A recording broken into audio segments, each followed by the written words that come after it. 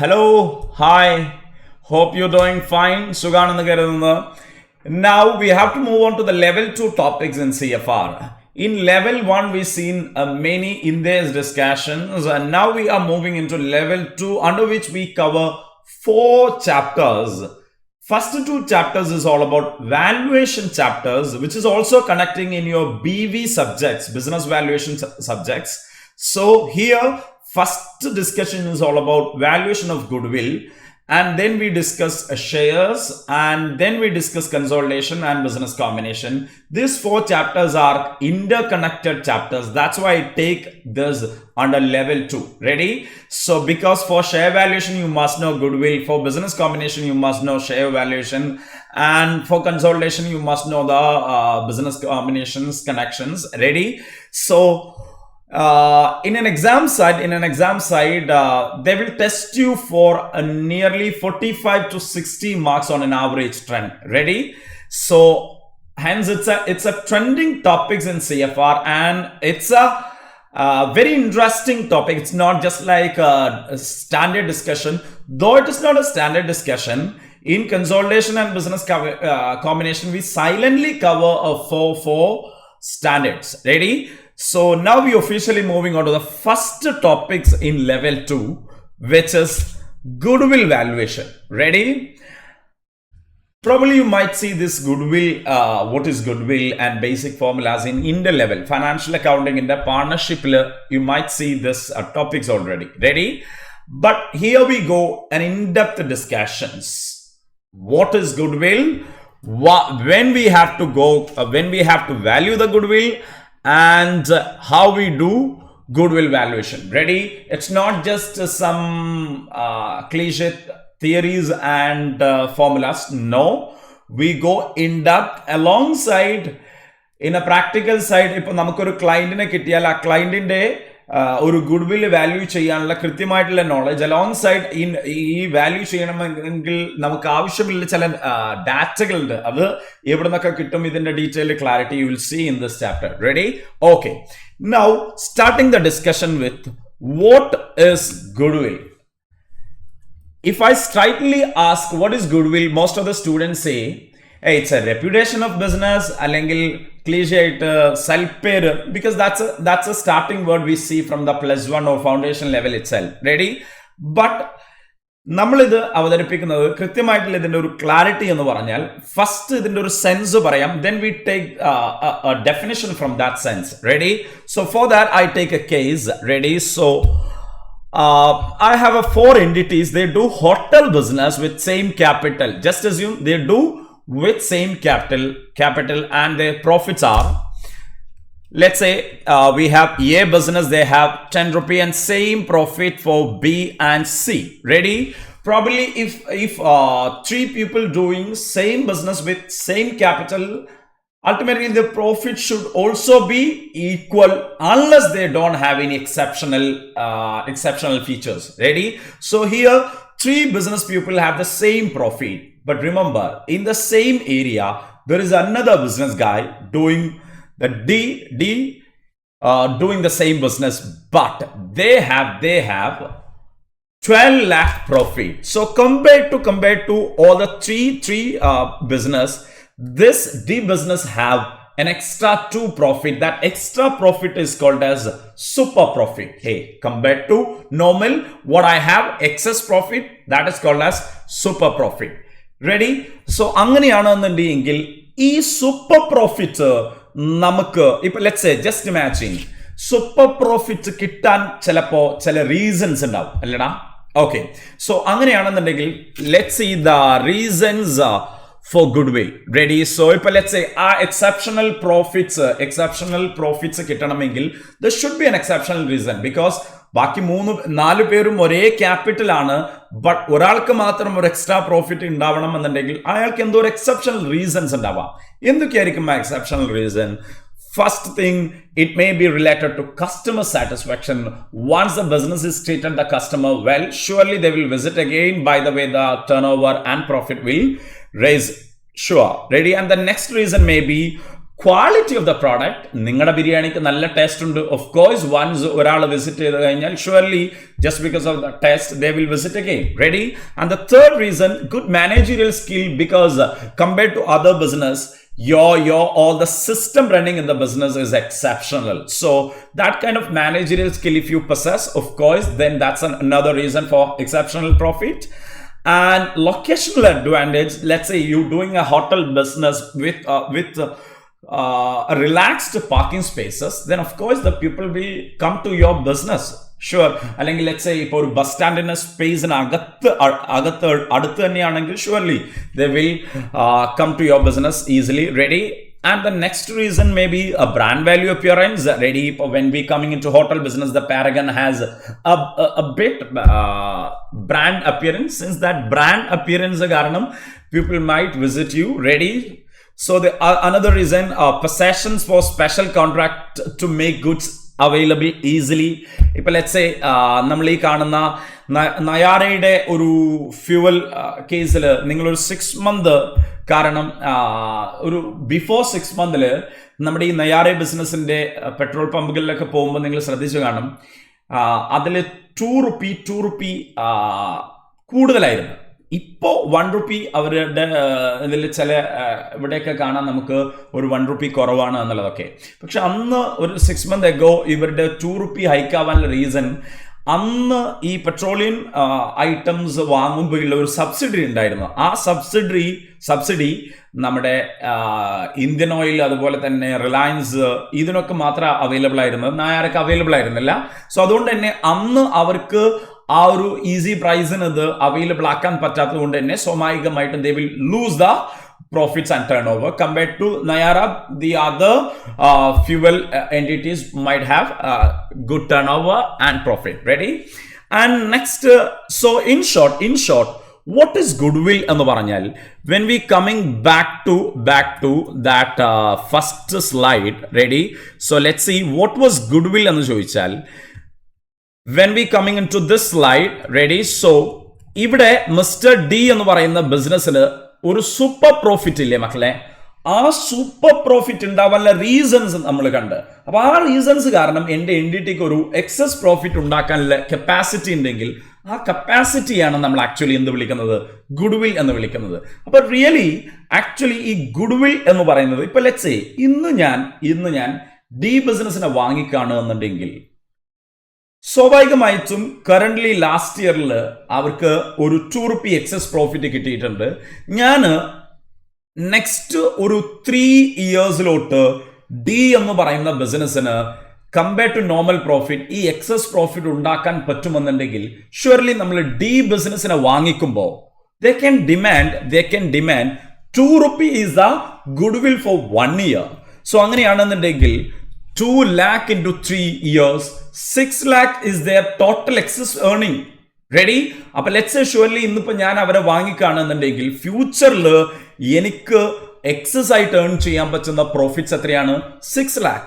That is simply called as goodwill. So അങ്ങനെയാണെന്നുണ്ടെങ്കിൽ surely we can say the simple meaning. Ready?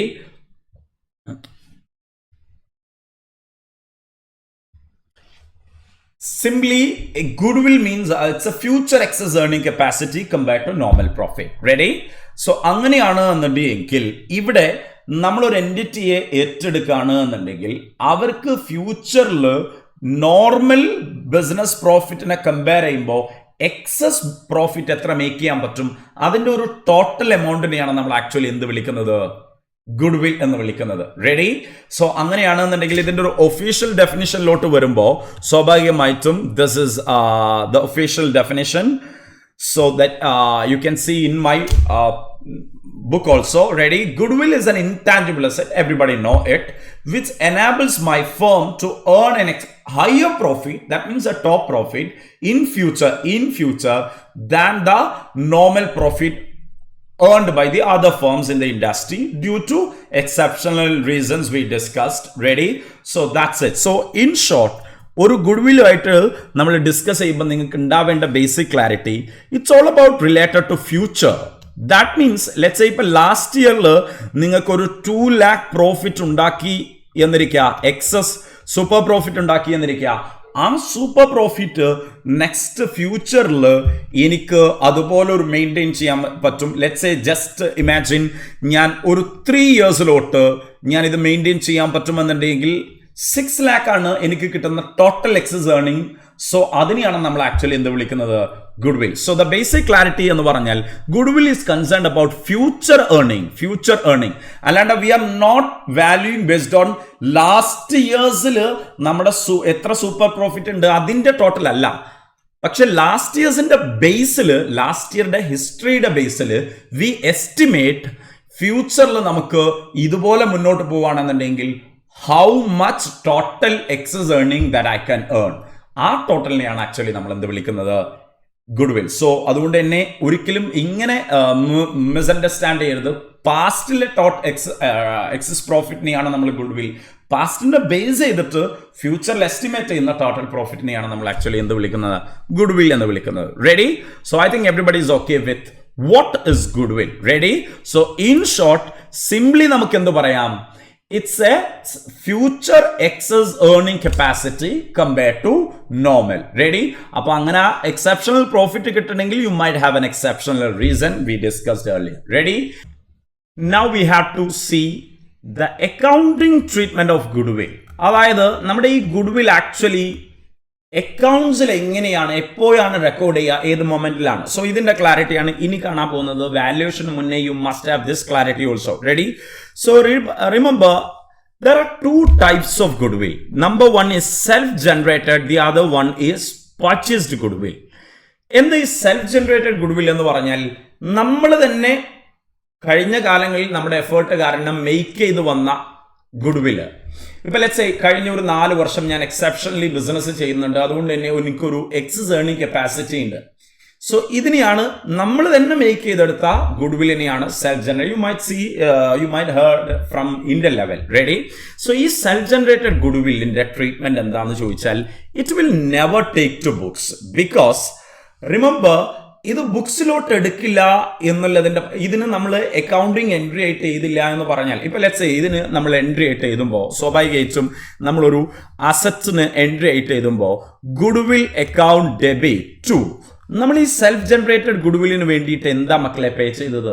നമ്മളൊന്നും പേ ചെയ്തിട്ടില്ല. ഇതിനു വേണ്ടി നമ്മൾ ഒന്നും പേ ചെയ്തിട്ടില്ല. അപ്പൊ സ്വാഭാവികമായിട്ടും ഇത് ബുക്സിൽ എഴുതില്ല എന്ന് പറയുന്നതിന്റെ ഒരു സിമ്പിൾ ലോജിക്കൽ റീസൺ ഇതാണ്. It's not a transaction because we are not paying anything. If let's say if I'm purchasing a machinery, I'm pay something. That's a transaction that can be recorded in the books. But basically നമ്മൾ ഒരു അക്കൗണ്ട്സിൽ transactions അല്ലേ record ചെയ്യുക. It's not a transaction because we are not paying. That's a simple logic. പക്ഷെ അതൊരു officially സ്റ്റാൻഡേർഡിന് India's 38 പറയുകയാണെന്നുണ്ടെങ്കിൽ India's 38 പ്രകാരം ഒരു intangible assets ബുക്സിൽ record ചെയ്യണമെന്നുണ്ടെങ്കിൽ അതിന്റെ റെക്കഗ്നിഷൻ ക്രൈറ്റീരിയകളിൽ ഒന്നാണ് cost can be measured reliably. But in this case, how can we measure what is the amount we paid for self-generated goodwill? We cannot value the cost incurred for self-generated goodwill. So അതുകൊണ്ട് തന്നെ self generated goodwill നമ്മൾ ഒരിക്കലും എന്ത് ചെയ്യില്ല, ബുക്സിൽ record ചെയ്യില്ല. അതിന്റെ reasons ആണ് ഞാൻ പറഞ്ഞത്. നമ്മൾ ഇംപാമെന്റിലും അതുപോലെ തന്നെ PP ഇന്ത്യസ് 38 പറഞ്ഞപ്പോൾ ഇതിന്റെ കണക്ഷൻ ഞാൻ ഓൾറെഡി ഡിസ്കസ് ചെയ്തിട്ടുണ്ട്.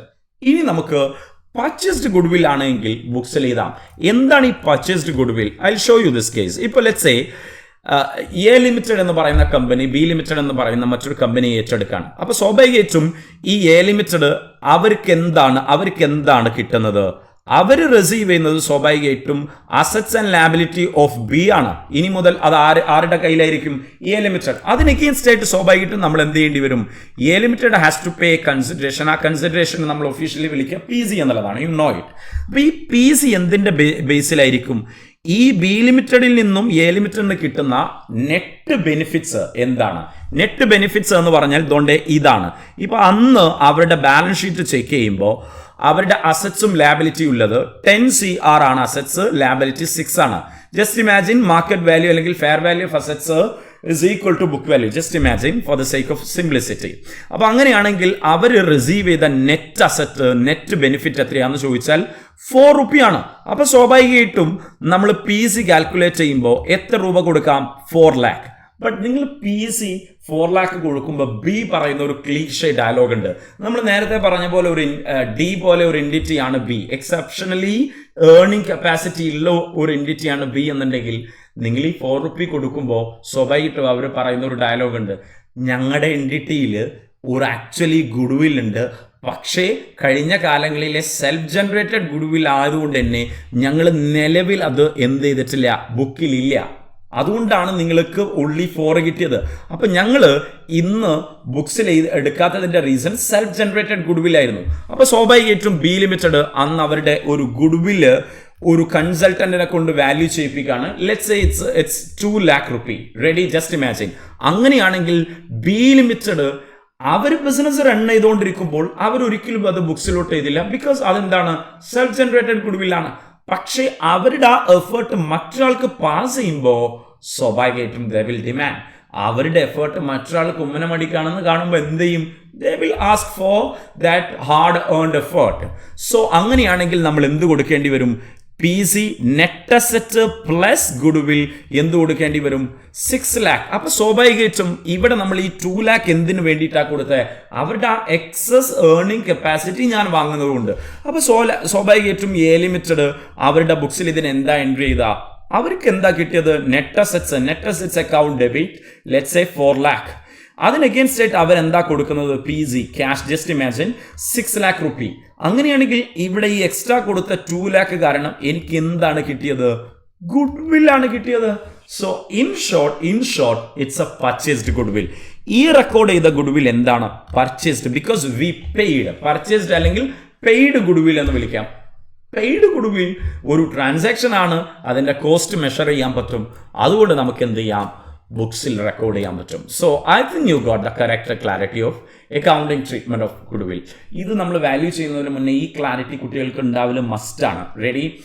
ഇനി നമ്മൾ പോകുന്നത് when we have to value goodwill. എപ്പോഴാണ് പ്രാക്ടിക്കലി നമ്മൾ ഒരു ഗുഡ് വിൽ വാല്യൂ ചെയ്യാൻ പോകുന്നത്? അതിന് മുന്നേ ഐ എം റിപ്പീറ്റിംഗ്, നമ്മൾ ഇതുവരെ പറഞ്ഞത് what is good will and accounting treatment of good will എന്നുള്ള 2 ടോപ്പിക്സ് ആണ്. റെഡി? ഇനി നമ്മൾ പ്രാക്ടിക്കലി എപ്പോഴാണ് ഒരു ഗുഡ് വിൽ വാല്യുവേഷൻ നെസസറി ആയി വരുന്നത്, എന്നിട്ടാണ് നമ്മൾ ഇതിന്റെ വാല്യുവേഷൻ, ഹൗ വാല്യുവേഷൻ എന്നുള്ള ക്വസ്റ്റ്യൻ ആൻസർ ചെയ്യാം. റെഡി? അതാണ് നമുക്ക് എക്സാം വൈസ് നമുക്ക് അറിയേണ്ട കൂടുതൽ ക്ലാരിറ്റി. സോ അതിന് മുന്നേ എപ്പോഴാണ്? സോ ഇപ്പോൾ ഫസ്റ്റ് കേസ്, ഇപ്പൊ നമ്മൾ ഇവിടെ ഈ ബി ലിമിറ്റഡ് അവരുടെ ബിസിനസ് ചെയ്തുകൊണ്ടിരുന്നപ്പോൾ അവർക്ക് ഈ സെൽഫ് ജനറേറ്റഡ് ആയപ്പോൾ ബുക്സിൽ എഴുതണ്ട, അപ്പൊ അത് വാല്യൂ ചെയ്യണ്ട. പക്ഷേ അവർ മറ്റൊരാൾക്ക് സെയിൽ ചെയ്യാണ് എന്ന് കാണുമ്പോൾ അവർക്ക് എന്ത് ചെയ്യണം? ഈ ഗുഡ് വിൽ എന്ത് ചെയ്യണം? വാല്യൂ ചെയ്യണം. അപ്പോൾ ഫസ്റ്റ് റീസൺ, ഞാൻ അമാൽഗമേഷൻ അല്ലെങ്കിൽ ടേക്കൺ ഓവർ അല്ലെങ്കിൽ ഞാൻ മറ്റൊരു കമ്പനിയിൽ ഇൻവെസ്റ്റ് ചെയ്യുക, ഇങ്ങനെയുള്ള ഒരു ബിസിനസ് കോമ്പിനേഷൻ ഡീൽ നടക്കുമ്പോൾ ആക്ച്വലി എന്ത് ചെയ്യേണ്ടി വരും? നമ്മുടെ എഫേർട്ട് മറ്റൊരാൾക്ക് പാസ് ചെയ്യാണ്. അപ്പൊ സ്വാഭാവികമായിട്ടും ആ പാസ് ചെയ്യുന്ന കമ്പനി എന്ത് ചെയ്യേണ്ടി വരും? ഒരു കൺസൾട്ടന്റിനെ വെച്ചിട്ട് ഗുഡ് വിൽ വാല്യൂ ചെയ്യേണ്ടി വരും. This is the first scenario. ഇനി നിങ്ങളൊരു കമ്പനിയല്ല, പാർട്ണർഷിപ്പ് ഫേം ആണ്. ജസ്റ്റ് അസ്യൂം, ലെറ്റ്സ് സേ ഇപ്പോൾ you look at this picture. നമ്മുടെ A and B are 2 partners. They started the business on 1/1/2010 with 10 lakh capital. Ready? Since the capital is equal, they share the profits also equal. 50% ilana endu cheyyunnathu profit distribute cheyyunnathu. So first year they did business and they got 2 lakh. In 2011 they got 4 lakh and they, in 2012 they got 8 lakh and 2013 15 lakh. So by the 4 years effort, they now earn a top profit 50 lakh.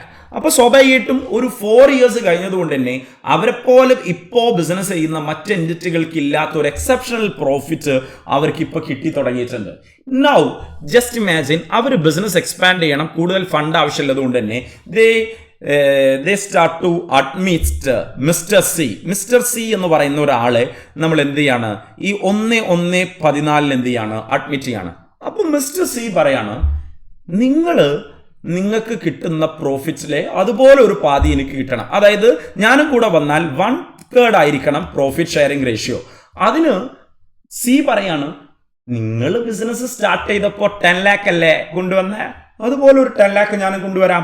So he decided to invest 10 lakh as a capital. But അന്നേരം നമ്മുടെ സിയോട് എയും ബിയും പറയുന്ന ഒരു cliché dialogue ഉണ്ട്, നീ actually 10 lakh മാത്രം കൊണ്ടുവന്നാൽ പോരാ. കാരണം നിനക്ക് നെക്സ്റ്റ് ഇയറിൽ ജസ്റ്റ് അസ്യൂം 2014 ഈ എൻഡിറ്റിക്ക് ലാസ്റ്റ് ഇയറിൽ ഉള്ളതുപോലെ തന്നെ 15 lakh ആണ് കിട്ടുന്നത് എന്നിരിക്കുക. അങ്ങനെയാണെങ്കിൽ 1/3 അത് ഡിസ്ട്രിബ്യൂട്ട് ചെയ്യുമ്പോൾ എക്കും ബിക്കും സിക്കും സ്വാഭാവികമായിട്ട് ഡിസ്ട്രിബ്യൂട്ട് ചെയ്യുമ്പോൾ 5 lakh ആണ്.